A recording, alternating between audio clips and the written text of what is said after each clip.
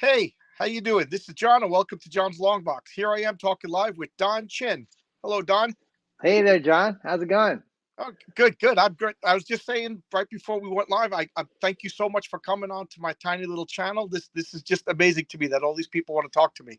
So cool. Oh, I think if we're comic book lovers, it doesn't matter. I mean, I love talking to any channel that will Yeah. have Oh, me. just So just you sent me a private chat message, and I was like, I don't know what this is. This is all new to me. I saw a red dot yeah. pop up. Well, I didn't know I could do that. you've been a I panicked. I mean your little tagline says you have like 50,000 comics. So that's you must Yes, have been collecting a while. I'm 54 years old, and I can remember my older brother. My older brother's into horror movies the way I'm into comic books. But I guess when he was a little kid, he he, he we would walk to the 7-Eleven and buy comic books. So Yep.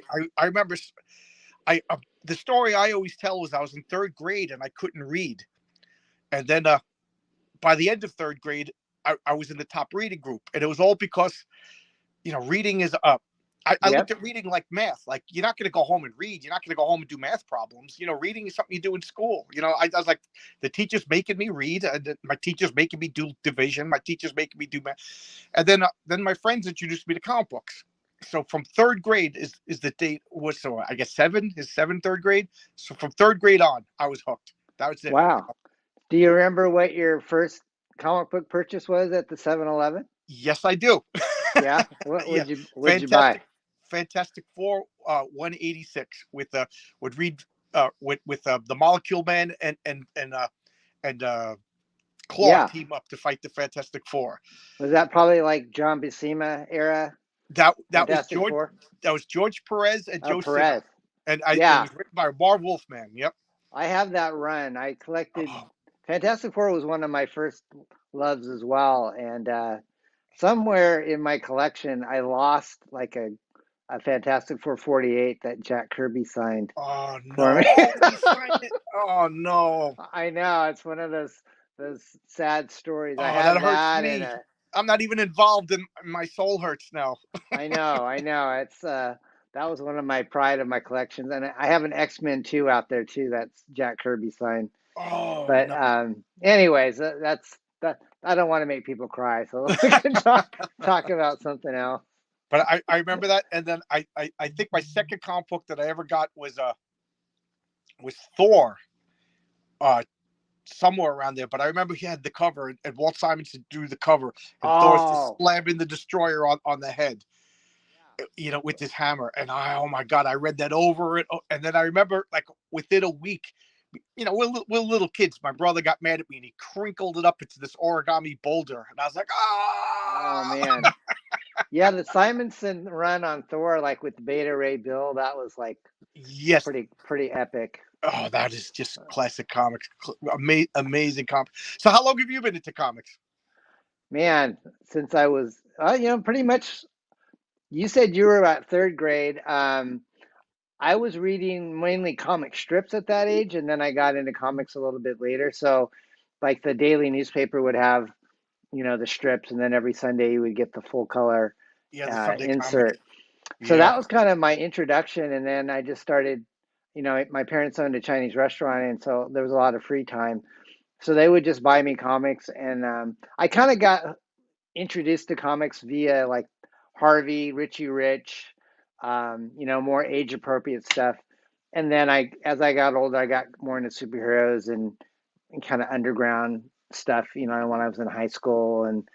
And so, but I've been on other shows before, and I have to say that, Charles Schultz's Peanuts was really a big Yes. influence on me. So I I, enjoyed reading those collections.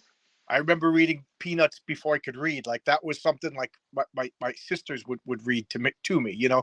We love Charlie Brown. Always, as a kid watching Christmas specials and stuff. So.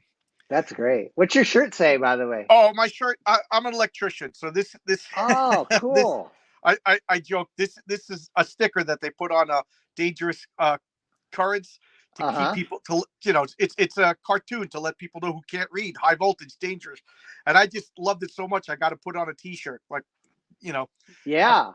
the That's a shock cool. monster will come out and stab you in the face if you open up this panel. That's a cool. That's Yeah, I making love me this think shirt. of a comic book character already, Yeah, right I there. know. Everything's comic books, right? Even at work. You know what's funny that you brought it up? You made me think about this, but I'm a construction worker, and we're a bunch of barbarians. We curse, we yell, guys fist fight with each other. But they'll tease me about comics, and then one on one, people are like, man, I used to love comics. What's still coming out? What's so good? And then like guys will give me boxes of comics, like, I'm Really? moving. This box has been in my basement for 20. You'll like it. You know what I mean? And Wow.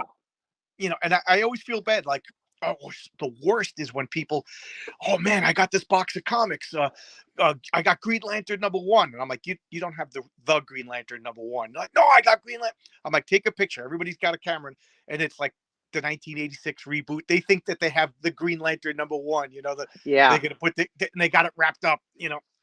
That's And what what? I have. That's what happened to me. Like a friend when I actually ran a comic book store for a while, and Oh, you did. yeah, when I was in college. But um, yeah, a friend of mine gave me some like Fantastic Fours, and they were like 7 and 8, and I went, wow, these are worth a lot. And then I found out they were just the annuals, or the Oh king yeah, size special or something. So yeah, you kind of learn as you get into the hobby that yeah. It's ones are not. he won't see this video, but one of my partners is going through a divorce, and yeah, he definitely won't see this video. I'll tell the story. So he had a box full of comics, and he was just like, yeah, you want to buy these comics? You want to buy them? And I'm like, yeah, sure. I'm always on the lookout for good comics. And he comes to work. He gives me the box of comics, and it's all like, you know 1995 to 2002 stuff that I have, nothing particularly valuable, but I like the guy, and he's going through a hard period of time. So I figured altogether an honest price would be about $100. So I offered 200 just to be nice, Yeah. and he just looked so disappointed. Oh, really? He And he's thought he like, was. I guess I'll just get, like, everybody thinks that they're worth a fortune. He thought he was gonna be able to pay off his house. Yeah, one he was the deposit, because, well, yeah, he had to move into a new apartment. So I think he thought he had a deposit for. I'm Do sorry, you do you, do and you I was ever being nice. do you ever send your stuff in to get graded, John? No, Or no, no? I'm like very against that. The Okay. CGC, to the point where I got a CGC, Avengers #4. The Captain America, and I was so mad. I didn't realize it was CGC when I bid on it on eBay, and I got it. This was like 20 years ago. I got it. I opened it up. I took knives and pliers and broke it up. So somewhere somebody paid for CGC Captain America, Avengers #4, and I opened it up because I wanted to read it and put it in my collection. Yeah, that's one thing I agree with. I don't. Oh, okay. It's like I thought we were gonna have to fight. No. no. I mean, I. It's not that I don't. I don't think it's a bad thing to for an investment, but I don't like the fact that you can't read the Right. thing that you're They're having not comic books encased. anymore.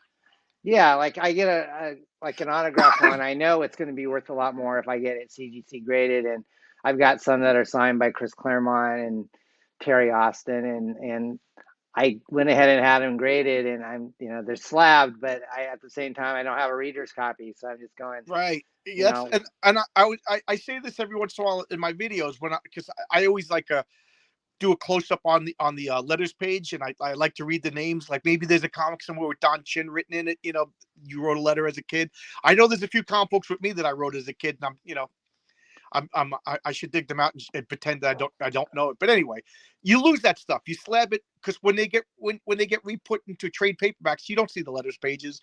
You don't see the wonderful ads like Hero of the Beach, Charles Atlas, or right? Sea Monkeys. Yeah, I those feel are. all of that's lost. So I don't know. I love all the old ads and the old Yep, the fun John, the Fun Factory. Johnson Smith ads, and I used to buy all that stuff. Oh, really? I've Yeah, been like asking on my channel, does anybody buy this stuff? I wanted to know, what did you get? well, they have like the 7 foot ghost, and all it is a balloon and a plastic sheet. You know. Uh, so it's a plastic sheet with what, like a silhouette of a ghost on it? You just inflate the balloon as the head, and you put the sheet over it. You're supposed to dangle it with the string, but Uh, it's total rip off. I always Little, wanted the 8-foot atomic submarine. oh yeah. I don't know if I ever ordered that. It was probably cardboard. Yeah, it was probably a cardboard box with the submarine printed on the side or something. Yeah, and the X-ray specs. They actually kind of work, but you can't see through women's clothing. I That's what know. That's everybody. the only reason we wanted them. All the little horny little 9-year-old boy perverts wanted X-ray specs. Oh, Go down to the yeah. beach and see everybody. Right, right. That's Oh, my friend funny. David says he loves your suit. Oh, great. I can't see anybody's chat. I Oh, wonder you can't see why. the chats? Oh, there we go. I see it now. Hi, Dave. Yeah, David's a Thank friend of you. mine from my neighborhood. Yeah, this is a I don't know. You can I kind of wear it on my streams, but if I Yeah. ever Oh, go to okay. if I ever go to a con, I'll definitely wear it so people can recognize me. Um, So yeah, I wear this out every once in a while at social events, and everybody loves it. So, I what you said your parents owned a Chinese restaurant? yep, in Northern California, my dad immigrated here in the way back in the like 30s, and then he ran a few restaurants, and so I From worked. China? Yeah, my dad immigrated from China. He passed away about 5 years ago. He was like in his late 90s, so he lived a long Oh, life. And yeah, I kind of it's grew still up in sad when a people die, but in the 90s, you celebrate their life, right? yeah. Hey, Abrax, Hey, nice to see you. good to see you, Brex. Oh, So and then you owned your own comic book store? yeah, I was kind of like you. I was collecting so much, going to this. We didn't have a 7-Eleven. We had a Circle K, and Okay. it had the spinner rack. But I really got into it like in junior high school. I got the collecting bug, and so I just Can started. you see I got a spinner rack right over there? Oh, cool. Yeah. Yeah. So I used to buy mail order.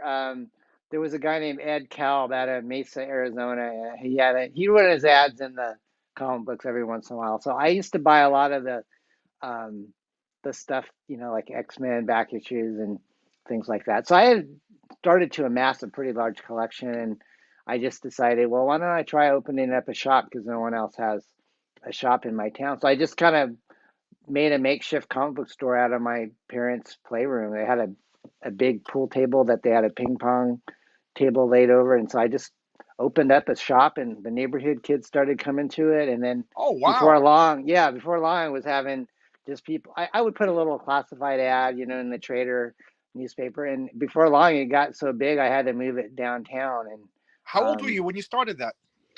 gosh, it was my college. I just had started college. I'd probably say, I was probably like 19. That is so cool. I was a part owner of a pizzeria, and that taught me to never open my own business again. That was 3.5 years of like 18-hour days, and oh my Oh, god, restaurant business is hard. it was rough. That was I when mean, I started college late because of that pizzeria. yeah, Man, my parents did well, but they would work 16-hour days, and I decided even if my parents offered me this restaurant, my brother and I both said, I think we're gonna take our chances and go to college and try to find a different career path. But it was great. I mean, I loved the people at the restaurant and the oh, customers, and me too. I loved everything about it except for how hard I was dying. From 19 to 22, I had no friends. I had no life except I was yeah, married to a pizzeria. yep, Yeah. yep. I I hear was you. I was a stereotype, an Italian from New York who flipped pizza in the air. Oh, I bet you made good pizza though. Oh yeah, yeah. I'm a pizza snob. Just today, I went into a pizzeria and I got the urge. I just want to ask the guy, "Excuse me, can I come behind the counter and make my own pizza?" You know, Oh, really? when I moved to Albuquerque to go to college, I got a job at a pizzeria, and I interviewed, and I'm like, "Yeah, I'm an Italian from New York. I used to own a pizzeria." The guy's like, "You're hired." And then next thing you know, I'm washing dishes. And I'm washing dishes for like 2 months. I'm just washing dishes, washing tables. And then finally, the pizza guy called in sick. And the guy's like, "John, you said you can make pizza, right?" It's like, "Yeah, sure." So I stepped in and I'm spinning it in the air and flipping it around. And the guy's like, "Holy," because they don't do that out there. They called the newspapers and they put pictures of me in the newspapers. Wow. And the guy came back to work. He's like, "That was the worst mistake I ever made calling in sick," because he was washing dishes. We the pizza oven That's held cool. 36 pizzas, and I would fill it up and have to wait, while the Wow. pizza. I was like, I made pizza in New York, guys. This is Albuquerque. you know, and, Yeah. th- and then the funny thing was, I asked for a raise, and he said no, and I walked out in the middle of his shift. And he goes, "Where you going?" I said, "I was in the newspaper."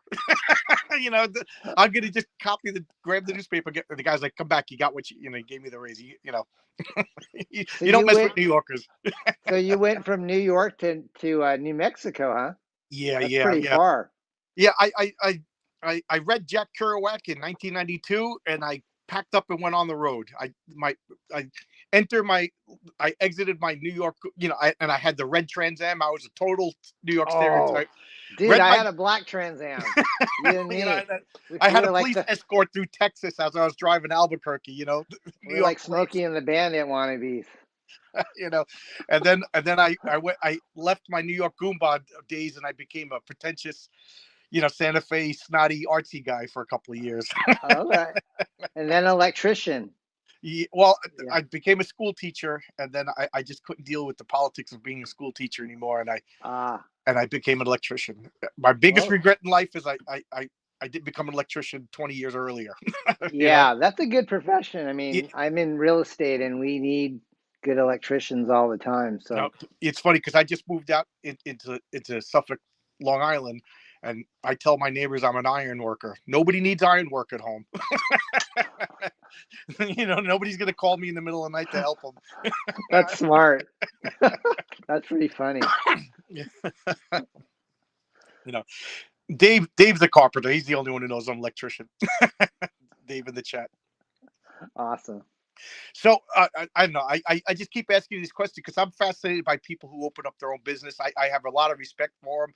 I realize how hard it is and difficult. Did your parents sell the business? Did it go out of business? If these are personal questions, forgive me. I'm Yeah, just no, it's actually the restaurant is still there today, Oh, but okay, good.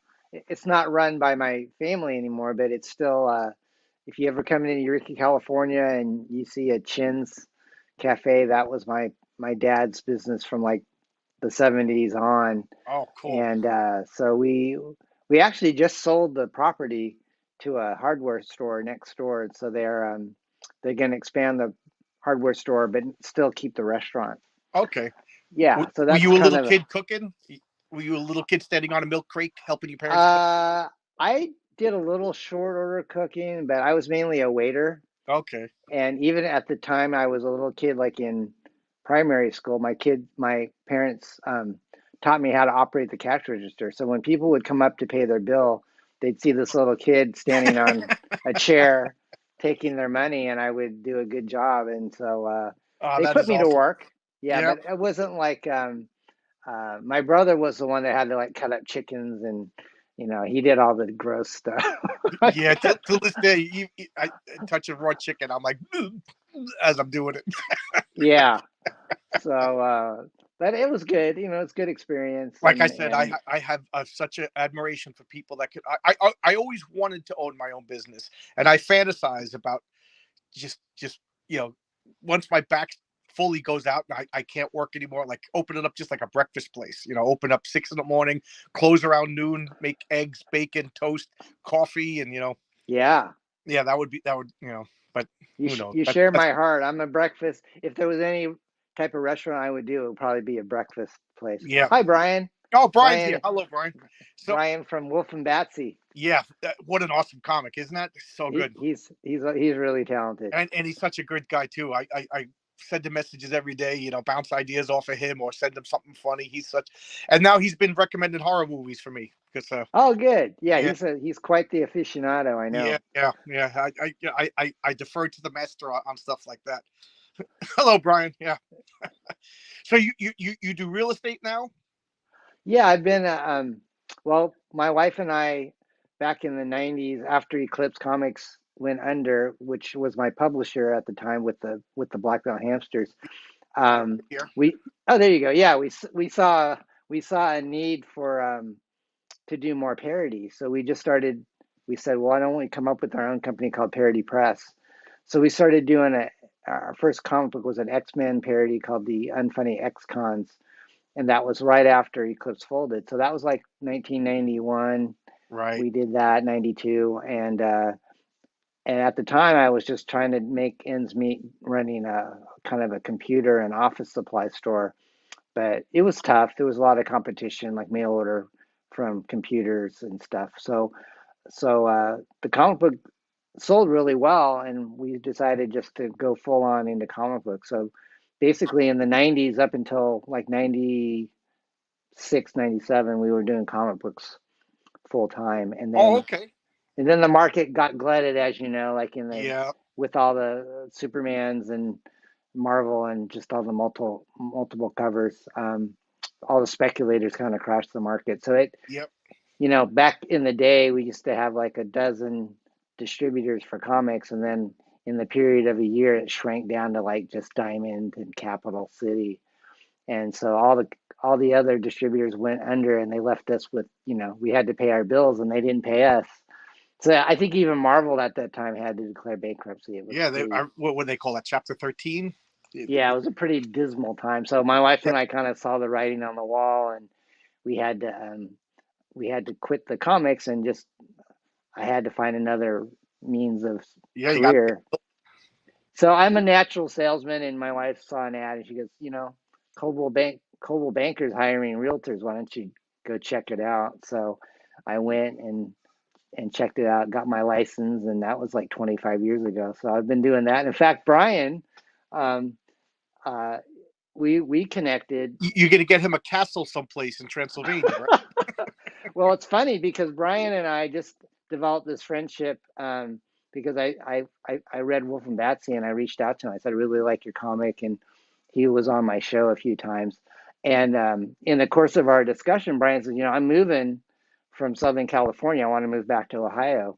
And I said, I have a realtor that it works in your area that I could put you in touch with. So I put him in touch with this realtor that actually helped another client of mine, and she sold his house, and Brian moved to Ohio. So that was one of the rare comic book real estate connections I've ever had. But Small world, huh? yeah, it's a small world. Yeah. I, uh, yeah. I'm looking at this right now, but I forgot. I don't know. I get overwhelmed. But you were with Eclipse Comics, and I was just talking the other day about they had that flood that destroyed all of their stock and a lot of the manuscripts for comics. That destroyed that company, huh? Because they I were think it selling did. well at the time. Yeah, they live down in Guerneville, which is Right, Guerneville. I couldn't remember the name of the town. that's not too far. I mean, I live in Northern California, and it's about 3 hours away. But there's the Russian River that tends to flood there, and they just had this really awful flood, and Yeah. I'm pretty sure that what did kind of end their business, because I think they lost all of their back stock and stuff. So that's kind of sad. Dean, what's his name? Dean, the Dean owner. Mullaney, Dean yeah, Mulaney. Dean. He had like a biography or of Will Eisner that was all the original papers was destroyed. It's a Oh shame. man, That would have been an awesome book to read. Dean was awesome. Dean was really, I used to go to cons when I was a struggling, out of high school. My friends and I think I kind of told people I did this thing called Overload. This is like a bunch of high school buddies and I put this out back in like 1979, and it was the very first comic book that Oh, I think cool. we ever did in print. But this was the book that my buddies and I were trying to think was going to be the next heavy metal. So we were out there trying to sell it and get distribution on it. So we would go to the creation cons down in San Francisco. The ones they would have Stan Lee speak and Shatner and all those guys back in the day. And my buddies and I would just hop in my dad's 1970s van and sleep in the van because we were too poor to afford a hotel room, and we would just sleep in the van, take a box of comics, and try to shill our comics. And honestly, there was a heat wave during one of these Bay Area conventions. We made more money selling like soda pop than we did our book. Yeah, But yeah. I'll in buy you a those, comic if you sell me some soda. there you go. Yeah. So Whatever works. so Mulaney, and he would have his booth set up there, and this was back in the day when guys like Art Adams and Mike Mignola, they were just like struggling. They were in the artist alley, you could pick up their stuff for like $25 for a pinup. And I Yeah. did. I actually had a lot of Art Adams and Mike Oh wow. Mignola stuff back before they made it big. And so I eventually kind of developed this relationship with Eclipse. And when it came to do my own comic book, I thought, well, why don't I just send it to these guys and see if Yeah, you already have a they like relationship. it? Yeah. Yeah, and they actually said, yeah, well, let's give this Hamsters book a try, because Turtles, at the time was like the huge A phenomenon. under. Yeah, Yeah. it was pretty crazy. So that's kind of how that led to be. And Eclipse did about 15 to 20 issues of the Hamsters. And sorry, there's the sun coming in my face, but yeah, I owe a lot to Eclipse, and then they gave me kind of that experience to go off and try publishing on my own. How do you like publishing on your own? I imagine it's got to be. Uh, it's it's exhilarating, but at the same time, it's a lot of work. Can You know, imagine. when we were doing Parody Press and Entity Comics, it was just my wife and I, and Bill Mouse was our mainly our artist there, and there were times when we were doing like 6 to 10 books a month, and now just doing 2 books in the last 2 years. These were full color books that my wife and I crowdfunded. Um, we had it really down to an assembly line back then, Yeah. and we had a bunch of freelancers working for us, and that was a lot easier than it was just doing these last 2 projects like Beard Zerker, and I think I sent you Beard Zerker Yes, you did. You sent me Beard Zerker, X and Force. Uh, X Farce, yeah, yeah, the X Farce. Yeah, Enchanter. Enchanter. I'm reading right now. And Scorpion Moon. That's right here. Yeah, Zen. That was the Yeah, only Zen thing I ever personally wrote, but we published thank you for that. Zen. Yes. Yeah, the if people don't know, he's called the Zen Intergalactic Ninja, and it was handled by the same company that made Turtles really big. Surge Licensing out of New York was the one that hooked up Eastman and Laird with all the merchandising. So if it wasn't for Surge, you wouldn't have the TMNT pajamas or action figures and all that. And I think they were hoping that Zen was going to be the next TMNT, and it had a good following. I mean, they did a video game of it, and but they never did a movie or animation, which I think that was kind of what Steve Stern, the creator, wanted to see happen. And Zen's still going to Oh, this okay. day. Hey, John, you might need to call an electrician. I think your lights went. Oh, I my Roomba just turned on, and I just had to fiddle with the camera so I could turn the Roomba off. Oh, okay, Otherwise, it would I be see. so noisy. So, did the I lights thought, flicker when I did that? yeah, you went black for a second, so I Yeah, was just making. I thought I was being sneaky because all of a sudden I heard the Roomba kick. I forgot it was on a timer. I normally Roombas, shut everything off. Roombas are awesome. Yes. It's. I got a Roomba and I got a mop. I built this basement when I moved into the house. It was funny because I was dealing with a real estate agent that I wanted to strangle because they just Uh didn't listen oh. to a word I was saying. I told her a price on the house, and I had to take off work, so I'm already losing money. And then she showed me a house that's like $200,000 above my, and this beautiful girl in a sexy dress. I'm just like, that ain't gonna work on me. I'm too. So she turns to my wife and she goes, "You better listen to my husband. He's about to kick you out of this car." And then we went to this house, and just as I pulled up, I was like, "I love it. I love it. Guys, it's got to have a garage or a basement." So it had a garage, and then we'll walk into the house. I'm like, "I love this house." I thought the garage is small, and she goes, "You want to see the basement?" And oh my god! So that's where I live now. I took out my life savings, and I did all the construction and fixed this basement up, and now I got a Roomba and a mop. you know, Okay. Do you rent the upstairs, or do you no, do you? I always say my wife has the upstairs and I got the downstairs, and Oh, okay, gotcha. How does your how does your wife like comics? Is she a comic book fan at all? no, she's not a comic book fan. Like my two big hobbies are comic books and board games, and she's not interested in either. Although she does come down and play games with us with a couple of people around because she's very introverted. So having a board Yeah, game is a good way to take the pressure off. We're focusing on an activity, so the conversation arises. It's not like a job interview. How are you? You know what I mean? There's a game Yeah, in front of us. So she'll do that once in a while. And that's but the neat. comic books, it's funny because my brother's wife was teasing my wife when she's like, "Oh, John's buying a lot of comic books," huh? And she just goes, "Yeah, and your husband's buying a lot of beer," and that was it. That's awesome. That was Yeah, it. my wife, she puts up with my I mean, I don't collect nearly as much as I used to, but and we transported my collection back and forth across the country numerous times, and I can't bring myself to I part with them. I can't part with it. I can't, I built this comic book room. I got everything because for years everything was in storage, and I would buy comic books and every time I filled up a long box, I would drive, and it was like 25 miles away the storage unit, and I would only go like every couple of months, and then I would just spend the day like lovingly looking at my comics, and it was so overfilled I couldn't organize anything.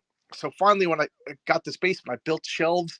I took everything out of the storage unit. I had so much room to organize everything, and I'll just go in there and like my wife will come downstairs, and I can't hear her if I'm in the comic book room. It's behind me, so she'll come walking in and like tap me on the shoulder, and I'm like, ah! Because I'm like, in this like joyous Yeah, world of like, oh my god, I can't believe it. Like I'll just open up a box. I got a little rolling table, so I don't have to carry these heavy boxes, and I'll just flip through, and it's like going through memory lane. I was talking to RJ from the fourth age that we both do the same thing. Like I'll pick up Fantastic Four 186, and I'm transported to third grade again. And I yep. remember being in the 7-Eleven. I remember having the slushy.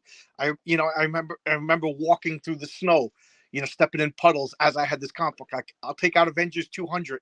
I remember riding my bicycle and going to the candy store, and Yeah. finding, oh my God, Micronauts number 11 just came out. Oh my The God.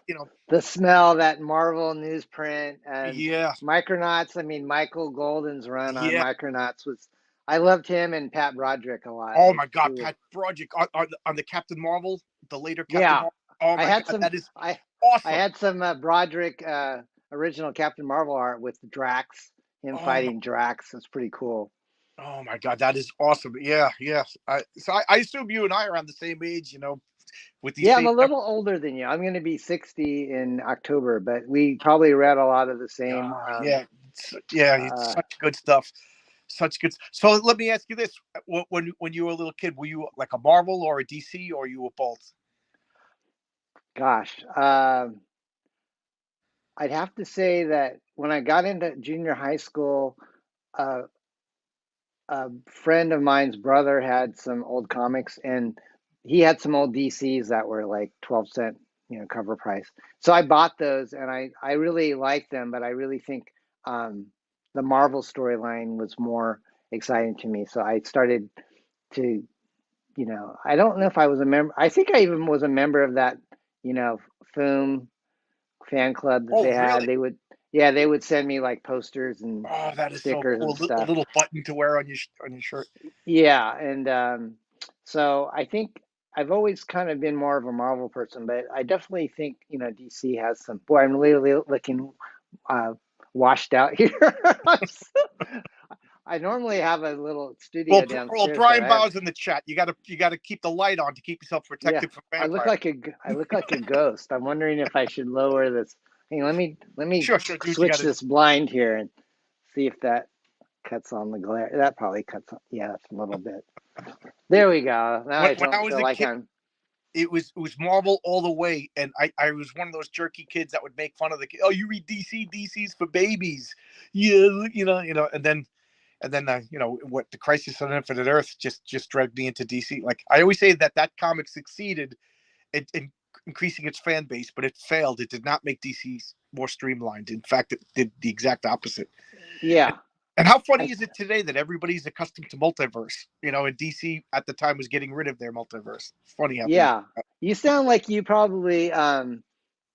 I mean, you recognize a lot of the artists that I like. So if a Marvel artist that I liked went over to DC, like George Perez, I would buy his stuff. Or Frank Miller. Yeah. He did a lot of Daredevil and stuff before he went over to do like Ronin and Dark Knight. But Broderick was another guy when he did Micronauts.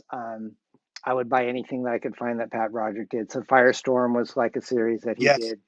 And then he which did I that liked. Ultra Realm, that weird sci-fi. Yeah, Yeah, and then if I just picked up a comic book, whether it was Marvel or DC, and I liked the artwork, I would just buy it. So there's a lot yeah, of obscure guys, guys that you and I probably know that most people don't know that we liked. Anything that was kind of like Neil Adams ish is I like that type of style of artwork. yeah, Um, but Kirby, Kirby's probably the all time my all time favorite, and I just to this day, like Machine Man is like one of my favorite characters. And I remember picking issue number one off the spinner rack, and I don't even think I knew that he was in 2001: A oh Space yeah. Odyssey. I Before didn't even then, know that till maybe like 10, 15 years ago, and I had a full run of Machine Man, and I was like, I don't have his first appearance. I was like, yeah, insulted that I didn't know that. How do I not know that? yeah, I love that character. I'm thinking, I would love like if Marvel did a Keanu Reeves as Machine Man would be awesome. So I don't know, we'll see. But yeah, I loved Marvel. Like Brian, I think he mentioned he watched like the Werewolf by Night, Yes. the new the series on Disney, and there was also all these obscure characters that Marvel had, like Ghost Rider and Werewolf by Night, and Yeah, my older brother is a big Ghost Rider fan. He's into horror movies and bikers. So Ghost oh Rider, yeah, yeah, that was fun for a while. Like he's not into comics, but we went to all the comic stores to, I was like obsessed with getting him a full set of Ghost Rider. And then he was all confused when we found a copy of Marvel Spotlight #5. And I'm like, this is the first Ghost Rider. He's like, but I already have Ghost Rider #1. I'm like, no, this is the first. I was like, yeah, get it now. This was before it became unaffordable, but now, yeah, yeah. A lot of those weird, like those Marvel Spotlights and Marvel, whatever they were, had a lot of cool characters. But the guy that I thought was really cool was Jack of Hearts, but his costume looked like it'd be a nightmare to draw. yeah, well, that is just like a ridiculous but awesome costume at the same time. I always say that superhero costumes should be simple and elegant, and his breaks every rule, but yet it's also awesome. Exactly, exactly. Yeah, the Jack of Hearts with the zero fluid. I just remember he was like a ridiculous character in every way, shape, and form. He had to stay in a room, otherwise he was going to explode and destroy the world. Cool, Yeah, awesome. yeah. So I just saw today that you put up a tweet that Image Comics is putting out some of your older stuff. Yeah, it was kind of back in the 80s, before there was the internet, people would just try to get work by sending their stuff in, via mail. We had fax machines, but uh, it was kind of a tight knit community that mainly, if you read the comic book buyer's guide, you would kind of see other people doing fanzines and stuff like that. So I had connected with the guy out of Utah named Ken Meyer Jr., and he had sent me some um, samples of his work because at the time, Overload, the first few issues we didn't have national distribution, but eventually, like after like issue 4, which is this is you can kind of see we got a little more, more higher quality. So we started getting national distribution through some of the bigger distributors, and so we were starting to get people submitting stuff to us because we were asking for people to submit. So every once in a while, we would get a submission that would totally knock our socks off, and Ken was one of those guys. And then Mike Drigenberg, who I did work with on Enchanter, Yeah, he obviously went on to be a big collaborator with Neil Gaiman on the Sandman series, and I think he also worked on Death with like the Vertigo line. yes, But anyways, Dringenberg and I hit it off. He was this just up and coming 19-year-old, and when I saw his work, he sent it in, and I went, "This kid looks like Bernie Wrightson, but he's yes, not Bernie Wrightson's age. He's an enigma. This guy is really really good." So we worked together, and Ken Meyer actually lived in Salt Lake City, which was the same place where Dringenberg lived, and so they knew each other. And so in a roundabout way, Ken Meyer said, I'm working on this character for this fanzine called Megaton, and this guy named Gary Carlson, he's putting it out, and he's got a lot of cool, you know, artwork and stories that are, you know, they're just trying to be their own superhero universe, that kind of like what Marvel and DC were doing. And so I bought some Megatons, and Ken said, you know, I got my submission approved by uh, Gary, but I need a writer. So would you write a story for me? So he had a character called Feral, which was kind of like a Wolverine character, but you know, more cat-like. Okay. Great Almost name. almost like if Hellcat and Wolverine were like, you know, merged together. So he needed a story for Feral, and I wrote a story for Feral, and we sent it in to Gary, and he published it, I think, in Megaton.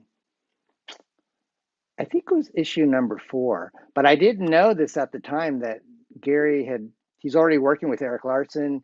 He was working with Jerry Ordway and Rob Liefeld. Those guys had already been in Megaton. So Megaton lasted like 8 issues. It was just the black and white kind of a fanzine that, you know, people picked up. And I don't think it was nationally distributed, but eventually Megaton was the first appearance of Youngblood, which was, you know, Rob Liefeld's Image I didn't know that. character. Yeah. So if you go and you try to look at in fact, I think Megaton was also the first appearance of the Savage Dragon as Oh, well. So those are kind of like sought after by Image, you know, fans and Rob Liefeld fans. So Gary went to go work with Image after Megaton folded, and he started to come out with his own characters, but in the Image comic book line. So if you look up Vanguard, that's one of his characters. oh, That's okay. from Yeah, he was doing Megaton. like a backup of Savage Dragon, and then later his own comic. Yeah, Exactly. So I have all those. Yeah, so they were Gary fun. was tight with Eric. They did a lot of work together, and then um, in fact, I think Gary wrote a lot of the TMT books that I think Eric was kind of overseeing. And so, long story short, Megaton is getting kind of this revival. So they're doing like a trade paperback that collects all the 8 issues. And there was a Oh, lot of good talent. I mean, like yeah. Wow. Yeah. Now Jackson I, Butch Geis was I've in never. there. And This is like sounds like an important comic that totally went below my radar. yeah, I mean, you can still find the back issues on eBay. They're not like terribly expensive, but maybe the ones with Yeah. Savage Dragon Well, might be. the So speculators are going to find out. yeah, so I'm excited to get that trade paperback. In fact, I didn't order it from Diamond. I was going to reach out to Gary and see if he might have copies, because I actually want to get one signed by him if Wow, I bought one. that is But cool. That is so yeah, cool. so that's kind of my weird way that I kind of was in a comic book with Liefeld and Larson before they made it into Marvel. And Oh wow, I remember that is, Liefeld, like, he was just this little he was punk a little kid. kid. He was just this punk kid running around Yeah. conventions trying to get work.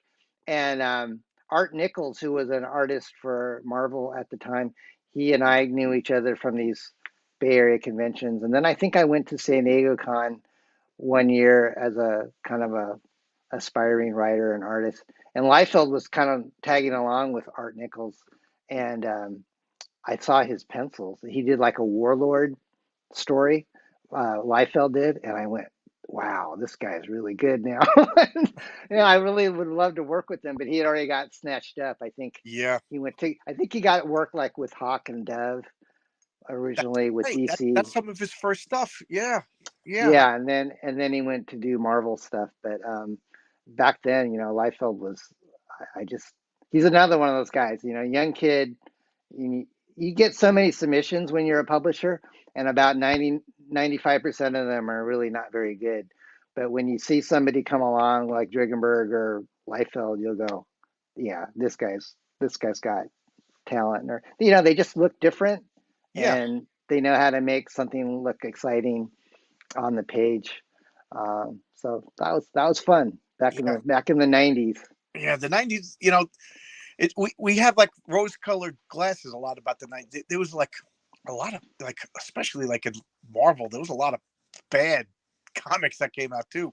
But I think in the '90s, the gems were like all the independent comics, like the guys that you were just mentioning.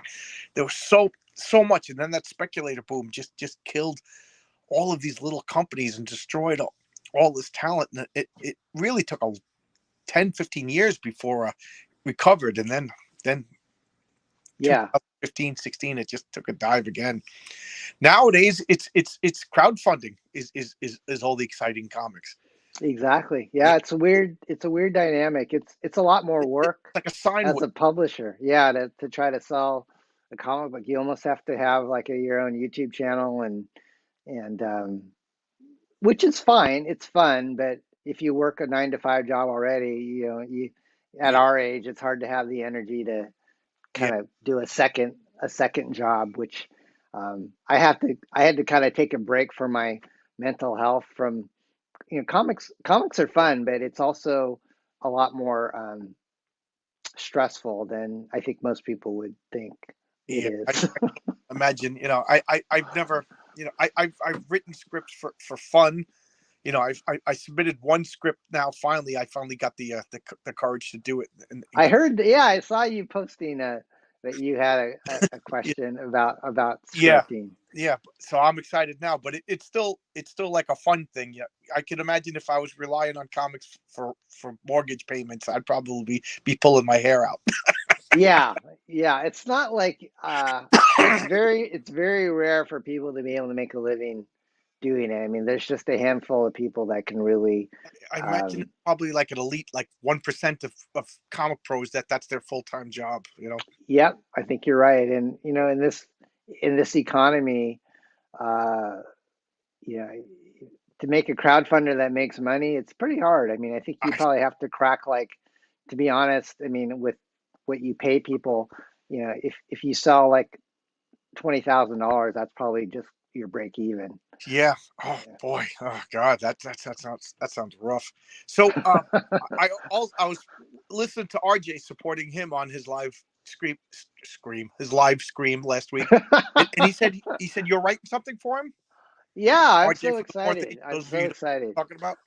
I I I started to befriend RJ when I heard about Thomas Valiant, and then I would watch some of his streams, and he had a lot of the same thoughts that I did about the state of the industry and Yes.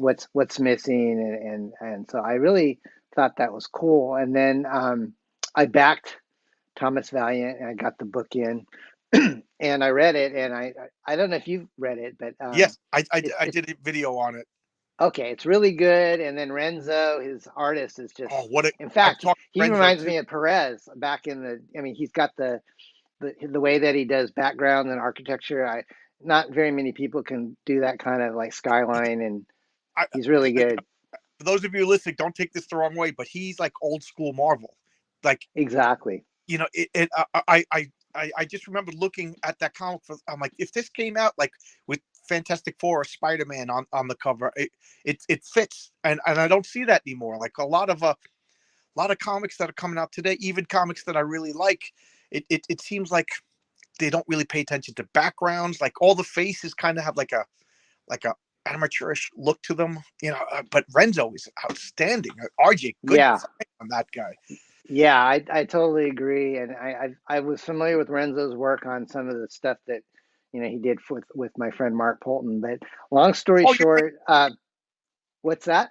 I didn't realize you were friends with Mark Polton too. He's a good guy Oh too. yeah, Yeah. yeah. Mark and I we support each other, and he let me use his U.S. Assassin on our Beard Zerker campaign. We did a variant cover, but Mark's been really cool. So, anyways, I read Thomas Valiant, and then somehow RJ just kind of connected with me on Twitter, and he kind of knew that I had a comic book background, and that I was kind of more of a humorous parody type of writer. So he basically approached me and said, would you be interested in doing a story for my next Thomas Valiant book? And I said, well, what did you have in mind?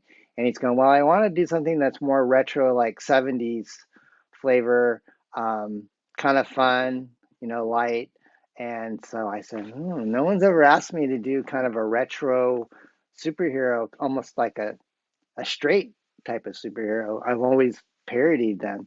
So I took the challenge, and I came up with this story that I really, really liked. And Oh, so what cool. I did was I when I read Thomas Valiant, it made me think of those old cool 70s, 80s Marvels and DCs. And so I felt like he wants me to do Thomas Valiant before he became Thomas Valiant.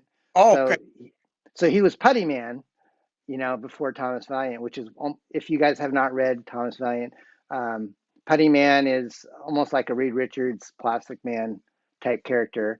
And then he goes through a metamorphosis and becomes the more serious Thomas Valiant. So RJ came to me and said, I want you to do Putty Man, but more fun, not as Oh, serious that as. is a great idea. So it's a young, naive Thomas Valiant looking through the world in the eyes of like almost like a sidekick character.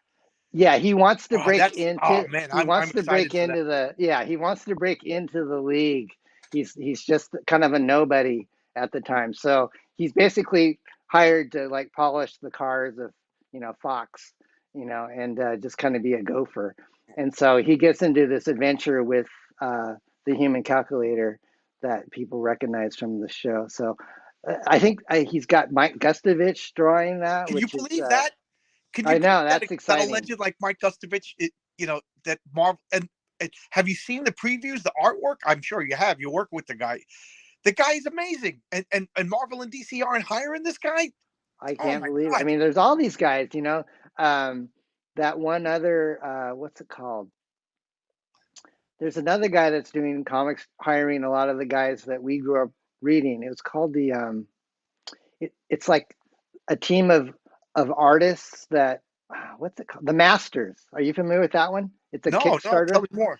The Masters are like, what if the Renaissance artists that we know, like Picasso and Dali and different people were superheroes. But Oh wow! he's got people like Mike Grell drawing Really? it. Oh my god! That's all you had to do. Yeah, You had me at Mike Grell. I think Pablo Marcus is Really? in there. Oh yeah, you can look up the Masters on Oh, Kickstarter. You'll say, I oh, gotta go. I gotta go crowdfund a comic. I'll talk to you later. how did he get all these guys? Like Joseph Rubinstein is one of the Really? inkers on it. Yeah, it's like I, all the guys we grew I up. feel like you're kidding me. No, Oh my god! I interviewed him. His first campaign did like 40,000, which is pretty decent. Yeah, for your But if you look at the artwork, I mean, it's kind of weird because he asked to be on my show, and he said I also want to bring my friend. What is his name now? It's escaping me. Mort Mort Todd. I want to bring Mort Todd with me. He's my graphic designer and my colorist. And I said, Mort Todd, that sounds really familiar. He worked on Cracked. He was Cracked's editor for many years. And Cracked was like one of the things that got me into comics. I read oh Cracked and Mad, and I eventually got published I in didn't Cracked. recognize the name until you said cracked. Yeah. Yeah, yeah. So Mort is still doing comics to this day, and he You know, helps you know what the Austin, sad thing who's is? I bet you Marvel and DC can't afford these guys. probably not. They're too You know? good.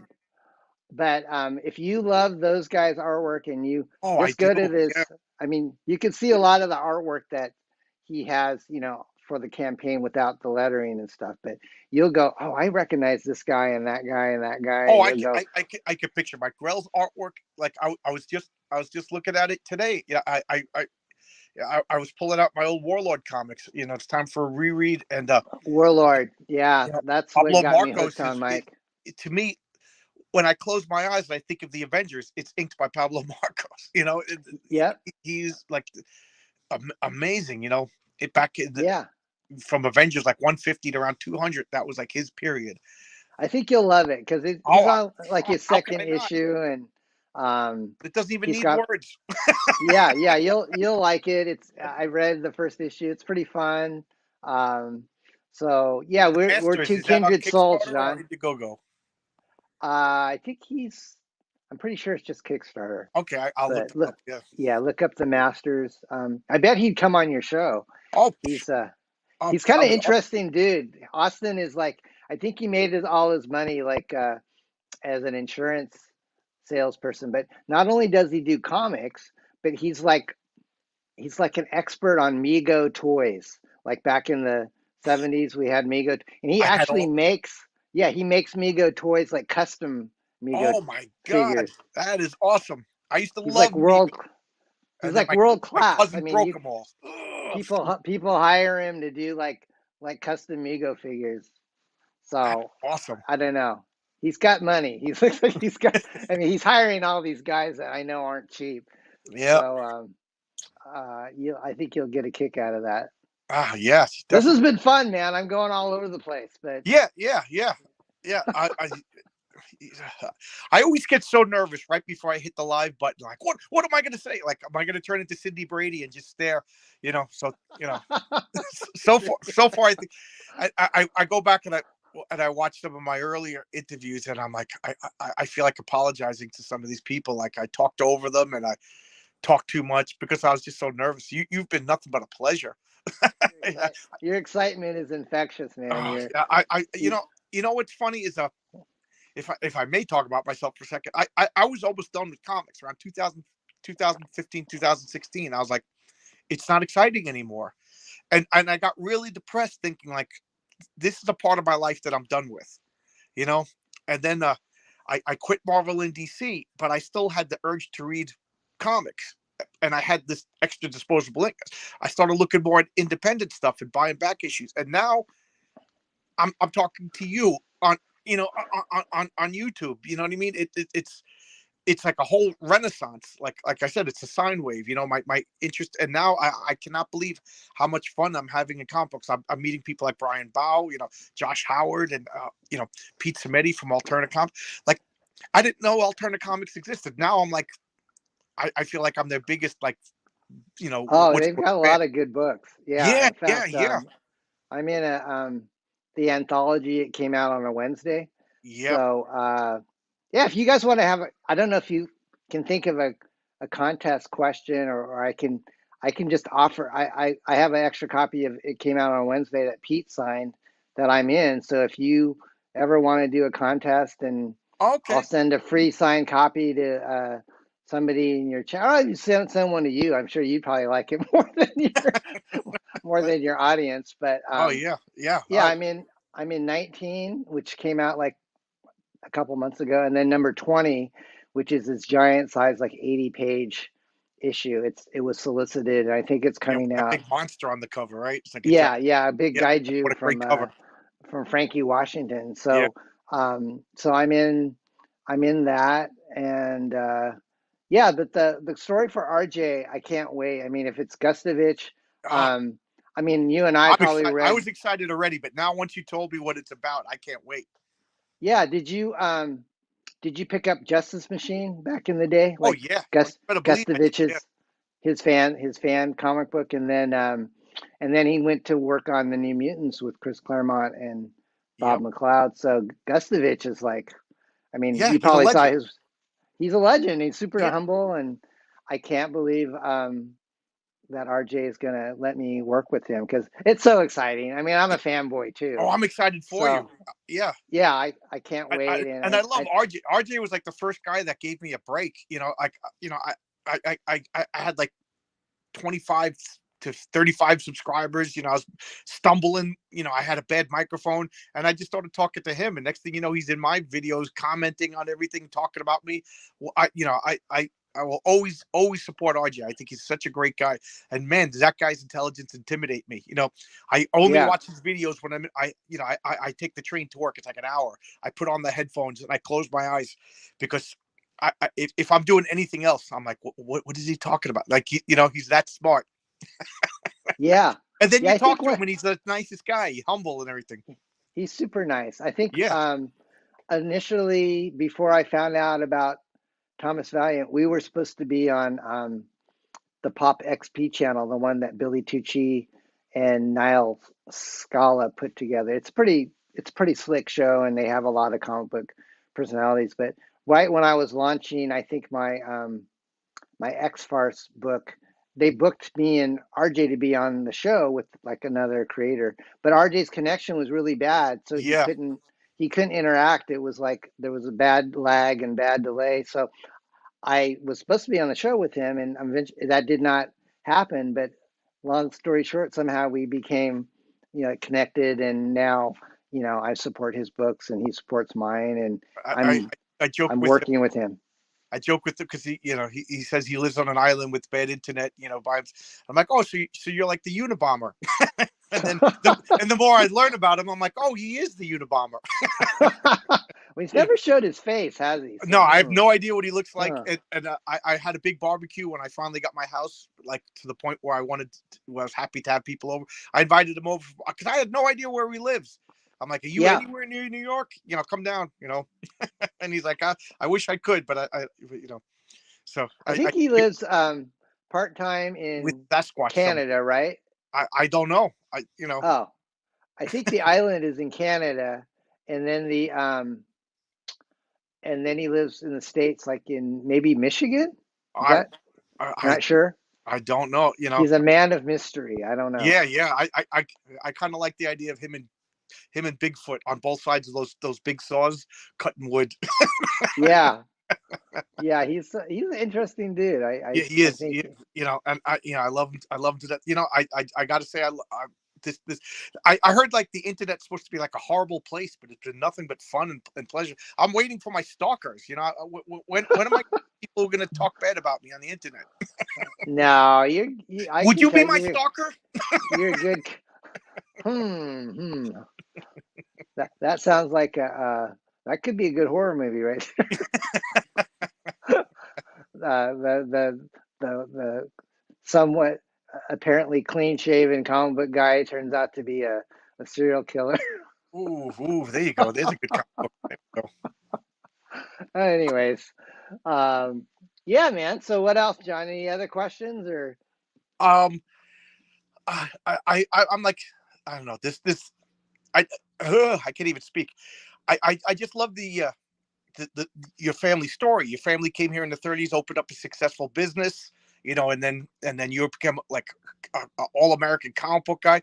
At the risk of giving too much information, I'm writing a comic book story that I had a series of artists just flake out. So I'm trying to get an artist that I could afford, but it's going to be called Mary Sue, and she's a Chinese American whose parents came from communist Oh, China. cool! And Wow. SU, so China, and it's going to be a play on the Mary Sue trope. So she's going to be perfect, but her problem is she doesn't realize she's perfect. So she makes mistakes because she doesn't realize that she is perfect, and she has the ability to alter probability, so she could make whatever. But anyway, but her parents came to America, opened up a convenience store, worked hard. Her they were Christians in a time when they were persecuted, and a lot of family members were killed from the country. So that's something Wow. I'd like to pick your brain about. I want to be authentic, given that I'm an Italian Irish guy from New York, but Yeah. I think Well, I think it's a fun concept. But there you if go. you Now ever want I to, feel it because I told everybody on the internet. if you if you ever want to shoot me the work in progress, I'd be Sure, happy I to will. Thank give you. you my input. You see, the internet's so nice. I thought it was supposed to be horrible. You, Yeah. you know, being nice to people. Who go figure, right? Talking to people authentically and being nice to people pays dividends, right? Yeah. Who Yeah. would have thought? Oh God, I'm so. Did we freeze? Nope. Oh, Nope. okay, it froze for a second on my end. Uh, I'm so excited that about your work with RJ. Um, and do you have any campaigns going now, going live that you want to talk about? No, I just have the two that are in demand, which are Beard Zerker, which is a Keanu Reeves parody, and then X Farce, which is You could we still poke get fun them at. then, right? Yeah, you can still get them on Indiegogo if you go to xfarce.com or beardzerker with two Z's.com. It'll take you right to the campaign page. The books are like $20 with, we got some freebies like stickers and Yes. trading cards and stuff. Yeah. But yeah, that's the thing. Crowdfunding is great, but obviously, I wish the price point I could charge less. But when you are only printing Yes. less than 1,000, it doesn't make Yeah. economic sense to Cocktail, sell yeah. them for. Yeah. But That's. Yeah. I said that before. Like, do you feel that crowdfunding is the future? Do you think it'll change? That's a good question. I've kind of noticed that for the most part, uh, kind of the middle tier crowdfunders, I don't think their second and third campaigns have been as strong as they were like when they first launched maybe a couple of years ago. So I don't know if it's the economy, but I kind of see that there seems to be a lull in the amount of money that they're making. I don't know if it's because there's more competition or if it's just, you know, I, they're I, I, expensive. you know, I'm admitting now that I'm getting a little bit more selective because at first I was all excited and I'm buying this, I'm buying that, and I'm buying that, and I'm like, I can't really afford to get all of these Right. that I want, Yeah. and I'm feeling bad because I really like a lot of these people, and then I feel like, what if they found out that I didn't buy their comp? You know what I mean? And but I got to I be, think they understand. Yeah, I yeah, mean, yeah. you can't please everybody. I mean, there was a time there when I was just going. I mean, I have stacks of unopened crowdfunders behind me that I haven't Yeah, cracked yet. So I'm like still yeah. organizing. I have a whole probably a long box and a half of just crowdfunded I'd probably books over the last couple of years. do that. And it's funny because I was like talking to a friend and I'm like, I can't believe I didn't back this guy's comic. He's a good guy and I wanted to back his guy. And then I looked through I had it.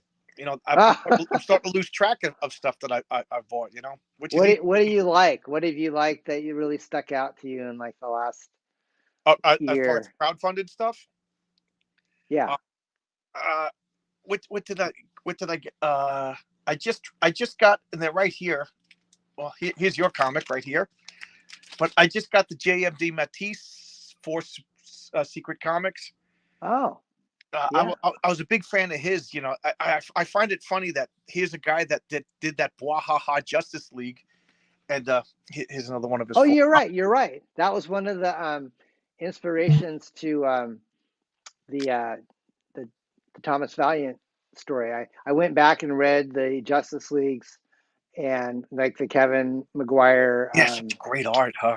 Adam Hughes, and then the Plastic Mans from the 70s and 80s. I Before I wrote the script for RG, I don't. Yeah, I kind of got inspiration from Matisse.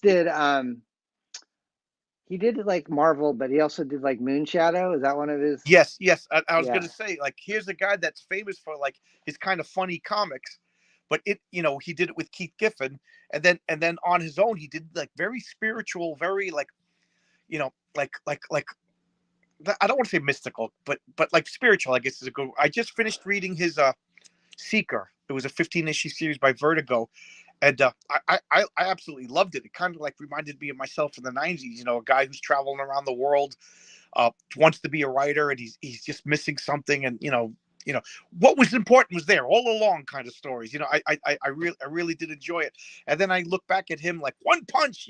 Batman beats up Green Lantern, and I'm like, you know. Him and Keith Giffen are like two chemicals that created something vastly different than the original elements. Such good. Yeah, I backed his. I really liked.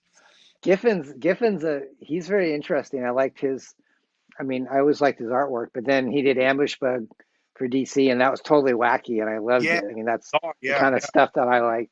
And then he did the Legion of Superheroes, which is just some classic superhero comic books. Amazing stuff. I'm trying to. What other? I just got uh the Saints by Brett Weiser from Allegiance Arts. What a great comic, and apparently Saints #2 is on Indigo to go right now. And when I saw him, I said I did a video on your comic like a year ago, and I just stumbled across it because I saw Mike Barron's name was associated with it. And Uh-huh. what a great comic book it was! Like it's just imagine Indiana Jones in the modern world, but like he's an Instagram influencer. you know Wow, so interesting. he's going to archaeology. Like I read, it's really funny because like all the stars aligned for that comic. I read somewhere that the Taliban and all of those groups, they literally are robbing archaeological sites and selling them to like private billionaires to raise money for weapons. So Wow. archaeologists is like a black market. Archaeology is funding terrorism. And then Wow. this comic book is this guy goes into these sites and live streams to preserve them before they're destroyed. I thought, what a great concept for a comic book. So Yeah, I was that's really pretty about that. that's pretty creative. I like Yeah. you mentioned Mike Barron. He's another guy that I've always loved his work on Nexus Nexus and and the Badger, Badger and Punisher. Punisher. But then Yeah.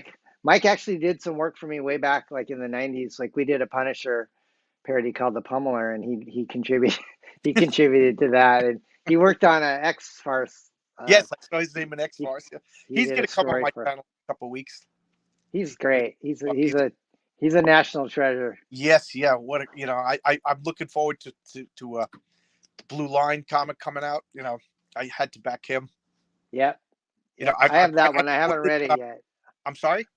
I said I have the Thin Blue Line, but I haven't read it yet. Oh, I didn't get it yet. I've been rereading Nexus. I Yes. just, and then I was like, you know what? I'm gonna go message Mike Barron, see if he wants to come on my silly little channel.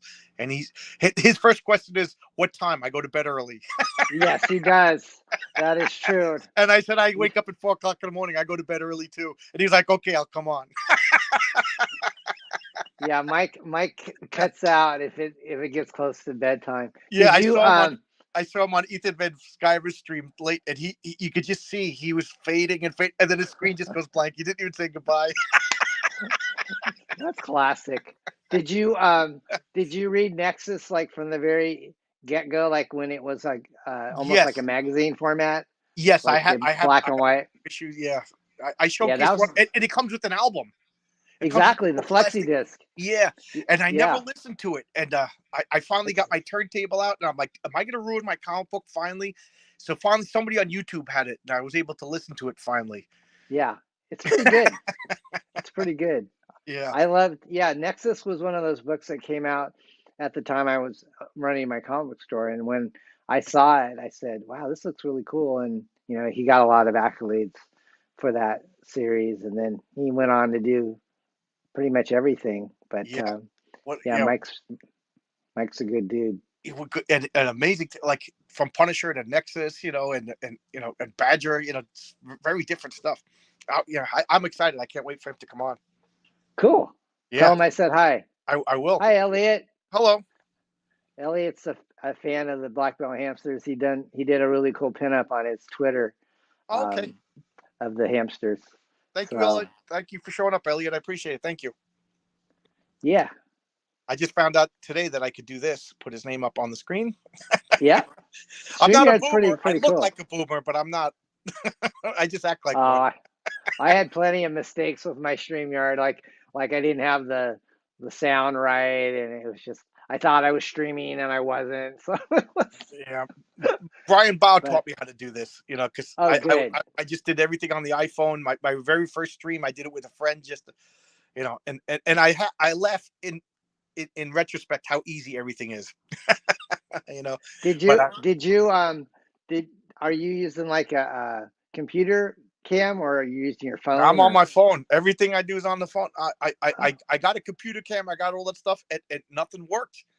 And huh. I went back to using my phone, and Are you using an once in a iPhone while or a somebody will. Droid or? I'm using an iPhone. What I don't even know what version it is. I'm not a It's computer pretty person. it's pretty high def. It's not Yeah, bad. yeah, yeah. I can't complain. Everything. I bought this stupid microphone, and whenever I use it, it sounds like garbage. So Ah, I bought a tripod, and then the tripod, because one of my friends is a big computer guy. So he's like, you got to get a tripod, you got to get a microphone, you got to be professional if you want to do. And I'm like, okay. So I took his advice. The tripod, it shakes.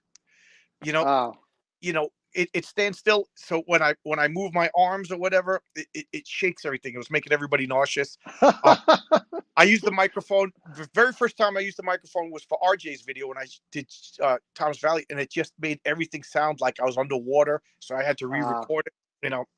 So yeah. you know what? It's a I'm fine sticking with art. what works. Yeah, I You're don't know what you're I'm doing. you're you're getting there. It's a learning Thank you. curve for sure. Yeah, it is. Yeah. When you opened up your comic book store, now was it like profitable? Were you able to like live on it? I'm trying to think. Did I? Um, I mean, you were in college, so you. yeah. I think it was better than working like a minimum wage job. Yeah. I could set my own hours. I don't Cooler. think I made. Yeah, I don't think I made a whole lot. But after the Hamsters came out, that was kind of an unexpected hit. So when I solicited that book and they came back with like almost 55,000 orders, that I made a lot on that. So I said, Cool. I think I'm going to quit comic book store and go into writing comics. So that's kind of the way I went financially, is that I saw that it was more lucrative to try to make a living doing comics. So that's why I quit the store. I had a partner at the time because after I moved it downtown, I didn't want to work, 7 days a week. So I had another guy that had a big collection. So we just kind of merged our collections together and we would get on our weekly shipments, but we also had a lot of back issues. So I think that's every comic book collector's dream, is to open up a store. Now the older I get, more hobbies. I'm like, I want to open up a breakfast place that has big tables so we can play board games and we sell comic books. Like John's hobby. sounds great, man. Yeah. Sounds like great. John's diner slash. Yeah, I know. What would you call it? But at midnight, at noon we stop serving food and then we play games. That's cool, man. I like Yeah, that. yeah. That's great. One day. All right. We've been talking now for hour 15, and I invoked the name of Mike Barron. And that reminds me, I got to go to bed. So I wake up at 4 in the morning. So No worries. any last things you want to talk about? This has been such a pleasure. I always get so nervous, and I'm always like so wrong. I'm always happy to be wrong. Oh, good. I'm glad. Yeah, No, man. Just blessings to everybody. Thanks for tuning in. Those that are live and those that are gonna thank you watch this on the replay, and definitely go out and support John's work and his reviews, and RJ. When the next Thomas Valiant campaign comes out, Yeah, I'd love your support on that. And then the Megaton trade paperback, which is I'll be coming picking out that in June. Not only will I be picking that up, but I got to be looking for the original comics too. Yeah, and it came out on a Wednesday. I'll send you the Alterna number. In fact, I might wait till number 20 comes out, because then I can send you both. Thank you. Because Pete sends me like complimentary copies. Pete's a good guy too. I would love to. So. I got to talk to Pete. I was joking around that I wanted to talk to him about Dean Martin roast. He's a big Dean Martin roast fan, and we forgot to talk about it. Oh, I didn't know that. That's cool. Yeah. That's cool. Well, John, thank you, man, for thank you having for coming. me. This has been a pleasure. I would, anytime you want to come back and talk, anytime. Right, man. It's so easy to talk to you. Such a pleasure. So much. Yeah, I'm glad. I had a good time. Thanks, bud. Thank you so much. Bye-bye. Bye-bye, everybody. Right, bye, guys. Everybody, I appreciate you guys. Thank you. Bye-bye. See ya.